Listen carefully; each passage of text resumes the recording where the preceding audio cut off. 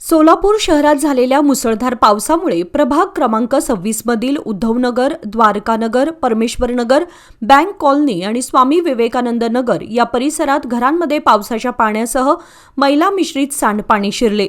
त्यामुळे नागरिकांचे आरोग्य धोक्यात आले असून नागरिकांमध्ये भीतीचे वातावरण निर्माण झाले।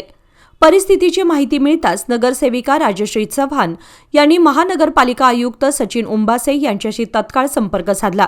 त्यानंतर झोन 5च्या नियंत्रण अधिकारी रुपाली कोळी यांच्या नेतृत्वाखाली जेसीबी, जेटिंग मशीन व मोटारच्या सहाय्याने पाणी उपसा व ड्रेनेज सफाईचं काम सुरू करण्यात आलं। साचलेले पाणी मुख्य नाल्यात वळवण्यात येत असून अनेक भागांमध्ये पाण्याचा निचरा होऊन दिलासा मिळाला आहे। काही भागातील ड्रेनेज तुंबल्यानं जेटिंग मशीनने साफसफाई सुरू आहे। परिस्थिती हाताळण्यासाठी आपत्कालीन यंत्रणाही सक्रिय करण्यात आली आहे।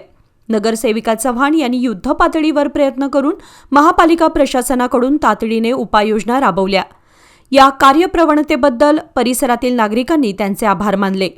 यावेळी शहराध्यक्ष रोहिणीताई तडवळकर, युवा नेते मनीष भैया देशमुख, महिला आघाडीच्या सरचिटणीस सुधाताई आळीमोरे, डॉक्टर शिवराज सरतापे, मंडळ अध्यक्ष महेश देवकर, सामाजिक कार्यकर्ते अनिल चव्हाण, परमेश्वर माळगे, विकास शिंदे यांच्यासह अनेक महिला, ज्येष्ठ नागरिक आणि तरुण वर्ग मोठ्या संख्येने उपस्थित होते।